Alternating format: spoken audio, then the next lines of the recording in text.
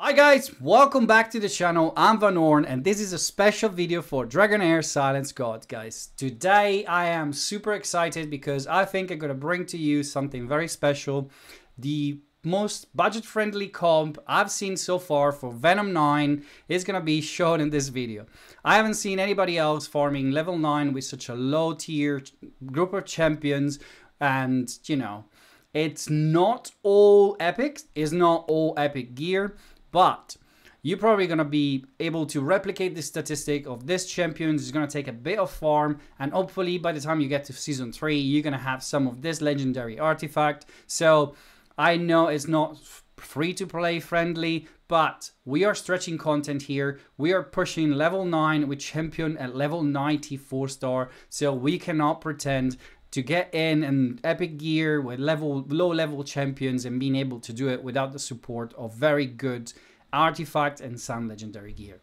So to start the video off, I want to show you first of all my Psyche core, because before everybody gets super mad, this is not SES server, this is my account, this is where I am with the Psyche core. I have not been going crazy because I've skipped entirely the first week of game and I'm trying to catch up.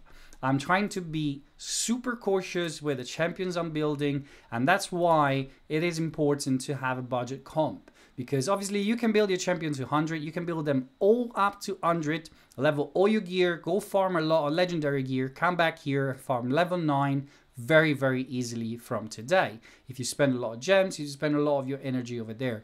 But in my opinion, you should focus your energy somewhere else. You should farm your domains, and you should farm your goblins, store up the XP, bring other champion up for content you're gonna need.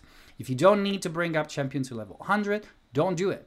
This is what is this video about, and I'm gonna show you this comp in a second. So we've seen the Psyche core, nothing crazy over there. Let's jump into the run. Everybody knows this boss is going to do 2 AoE attacks, and then he's going to do the ultimates that basically, if he doesn't have 2 debuff, is going to strike enemy randomly. And this is the comp we're going to bring. The only champion you're going to need level 100 is Garius. Garius is in epic gear, nothing crazy, only epic gear, defense percentage, and I've given to him as much skill haste as possible. And that's also why I'm using the gatekeeper stuff. I need him to get that shield up as soon as possible and heal the other champions and keep them protected with a shield. He's the one that is going to make your comp work or not. I'm not 100% sure if you need the gatekeeper stuff. Possibly you might be able to do it without. I've seen someone do it with the scarab amulet. For me, to keep everybody alive, I need the gatekeeper stuff because the other champions are very low on HP and defense being level 90, and that's why I'm using this artifact on him. He is barely going to survive the first strike in particular. He's going to bring his HP very, very low, and the other champion is going to be fundamental for this comp is going to be Ardrit. She has the 30% defense aura that's going to help our Garius stay alive. I've also built her with the hourglass. Is only level 16, still not a level 100. It doesn't matter really. 90 skill haste is all I need. You can substitute this one with the candle, the one that basically boosts your battle skills. The most important part for her is going to be using these battle skills as soon as possible. She needs to give defense up and heal on Garius straight away because it's going to fall so low so quickly. He needs to be picked up very, very quickly. And that's why I'm giving skill haste to try to push the recharge time of this skill as short as possible. I've been quite lucky because I've done only few runs on Grave of Rot. Not many, I've just pushed level 8 so far, and I've been able to get my hands on HP gloves that does absolutely nothing here for her, except giving me this, basically. She's gonna share 15% of her defense with Garius, and when Garius is gonna fall below 50%, he's gonna receive 20% target max HP healing. This is what is keeping him alive. This is necessary. So you're going to have to farm a little bit of rods on level 7 or 9. Get your hands to 3 pieces of that set. Because if you look over here, Gary's defense is not that crazy. It's only 52,500 probably, plus the aura, plus the sharing of the defense. Now, she's going to move in this place over here, and Garius is going to move next to her, which is really, really important, and that's why he's going to pick up that defense. Now, the next champion that I'm using that is very important for the functioning of this comp is going to be Ulminster. I've given to him the Incense Burner because given to him accuracy, and he's also going to reduce the recharge speed time of the ultimate skills. I want the ultimate to be below 18 seconds to stay up with the boss and fall always at the same point of the run, giving the boss 2 debuff and decrease attack for the second AoE and the ultimate. This will keep the comp running, healthy, zero problem. He's gonna also help with the shields from the battle skills. That is gonna be a normal rotation. He is really, really good. He's in happy gear. You can see nothing crazy, nothing crazy. Now I'm using Voresh. Voresh has 2 pieces of legendary gear. Again, quite lucky over there. It's mostly to get to the right accuracy to do this dungeon. He has an accuracy chest. I need to push stuff because again I have an enlightenment positive runes, so it is definitely not built crazy by any stretch of the imagination. I'm using the Witch's Remain. Now if you don't have Witch's Remain, you're using the Crown of the Unclean, you can probably substitute Voresh with someone else that does a smaller target, maybe a double or triple hit. Someone like Iola, for example. She does a diamond shape. You can target the first wisp. Once you got through the first wisp, you need to be sure to target the boss in a way that your decreased defense is going to land only on the boss, and you have decreased defense and decreased attack on the boss. And so if you place your shape correctly, you're going to be able to place those debuffs quite nicely. It's gonna stretch the time longer. Obviously, you're gonna need a little bit more luck, because if one of the debuffs doesn't land, it's starting to be a problem. But it might be doable. I would suggest to get Witch's Remain as your first legendary artifact. I hope you get it when you get to this point. So that's why I'm using it, and I can't really use less than this in this point because I'm trying to push fast content, and again, such a low level that I'm really, really stretching the game at this point. The last champion I'm using is Tonanan. And the reason why I'm using Tonanan is because, well, she's an amazing single target damage dealer. She only needs 70% crit rate. We're not quite there yet. We have very low crit damage.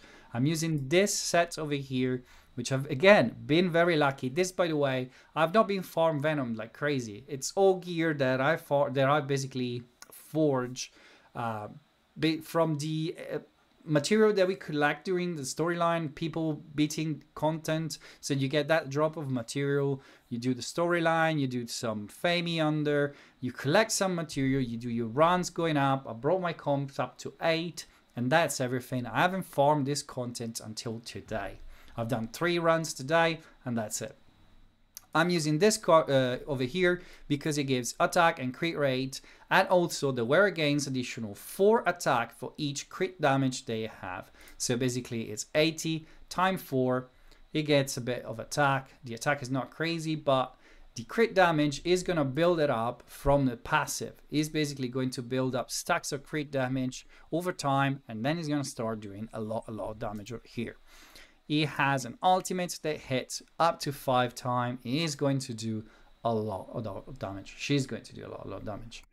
Nothing crazy in the gear, just some nice, lucky drops on crit rate. Here I have a bit of a mix of everything. This is really the only piece I have. I have a crit rate gauntlet, which I push straight away to 20. The subs are nothing crazy. Triple roll on flat attack. It's not going to do much later in the game, but for now it's quite good. And I have an HP chest. I'm using the Rivatrix route, which is going to give me a lot of attack once in game and a lot of HP to help keep her alive. She has a crit damage positive rune, a rare one. I haven't farmed yet that neither, and nothing crazy as a sub, just that. Now for timing, we need to have a look at the timing too, because we need to stay up on time. So I want Garius to be free on his first use. It's going to happen at 10 second, 0.3, and then it's going to stay on rotation every 18 seconds. Ardrit is going to be free to do whatever she wants. I don't want a timer because it's not going to make a massive difference for me. She's just going to rotate as quick as possible, get the buff up, healing people. I need her to be free.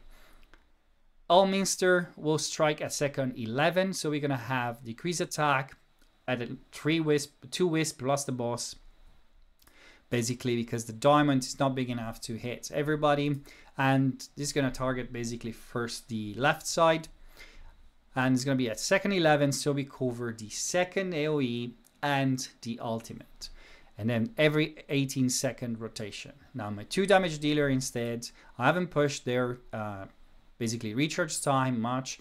I'm timing everything for the slowest one, which is Totonon, is 19.9. So this is going to happen at second 12 and 13. I want to be sure Totonon is going to hit after the 3 hits from Voresh. So most likely is when the decreased defense is going to be up. And then I rotate them every 20 seconds.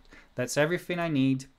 The placement is also very, very important. Elminster need to be in this position because his battle skills for the shield is basically covering 2 towers in every direction. I want him to to stay where it is, but when everybody runs up to the front, they're still going to be in the field of his protection. Totonon is going to start from the back. I don't want her to be on this side, or she will focus on this one. If I place it down here, she's going to run around the champions and run to the first wisp. The rest really doesn't matter. I want to keep them compact. You can move Voresh anywhere else pretty much. It's not going to do any difference. She's going to go up here. She's going to go up here. And Totonon is going to run around and place over here. I'm going to put up the run in the background so you can see what is happening. And you're going to see that basically, as I said, they're going to focus everything on the first wisp. We're going to take it down in around 1 minute, I believe. Once that first whip fall, everybody's going to focus on the main turkey, the deadly harpy. And except Ardrit is going to keep running around to this wisp, but that doesn't matter. She's not built for damage. She does her job anyway. We're not going to care about that. We are more than equipped to survive. Well, I would say we are barely equipped to survive for the first few runs, and then we're never going to be in danger, basically. Garius is going to be low, very, very, very low in the beginning, as you're going to see, or you probably already seen, and then it's going to be picked up, basically, by the gear set that I have on Ardrit, the heals that are going around, and the shielding, Garius shielding and healing, and everybody is going to be up and running for the entire fight. I'm not using any food. I'm not using any other trick. You can see, I'll show you the Psychic Core. It's very, very basic and elemental. And in my opinion, is the best option you have. The 2 legendary I use are accessible on Season 2. If you played Season 2, you played quite intensively. You should have got them. They are amazing, amazing legendary. You should have picked them up. And if you haven't, I feel a bit sorry for you because those are champions. They're going to change your account and are going to be useful anywhere and all the time. It doesn't matter the season rotation. It doesn't matter what boss we're going to face. Now, obviously, the legendary artifacts, as I said, are a bit more difficult to obtain. Here we're using really 2 of the best one, which are the Hourglass and the Gatekeeper, which is probably Garius exclusive at this point. If you have the Gatekeeper stuff, you're using Garius because who else you should put it on. And we're using Witch's Remain, obviously the 3 top one you should get any season and any time. Like if you get 3 dupe, get those 3 artifacts, they're gonna help you everywhere. The Rivatrix route, obviously, it's taken from the Famiander in Season 2. That one, it's probably not necessary. You can build your champion a bit more tanky, and you can use probably the Eye of the Giant or something else that's going to help you anyway do the damage. Your timing might be different. I've pushed this one down to 3 minutes 17. It was a lucky round probably. It's usually around 3 minutes 30. It hasn't failed yet. I haven't used any food and anything else. This is just pure simplicity in a run. I am quite stoked that it was possible. I was playing around with different things and I finally make it work. I hope you guys enjoy it. I'm trying to bring you good content, accessible stuff as much as possible. It is early in the season and the complication I had for the first week of playing. But if you did enjoy this video, if you find my content useful, I will ask you to jump down in the comments, leave a comment and let me know if you are going to be able to run this comp with this on this boss, if it's going to help you do that extra step. I would like you to like and subscribe and help me bring the channel to 1,000 subscribers finally. This will boost everything we're doing here around and will help me keep going and keep this channel bringing content to you, and it will help you don't miss out any opportunity to catch the content as soon as it comes out. Thank you for watching, guys. I'm gonna see you soon with another video about Dragonheir Silence God.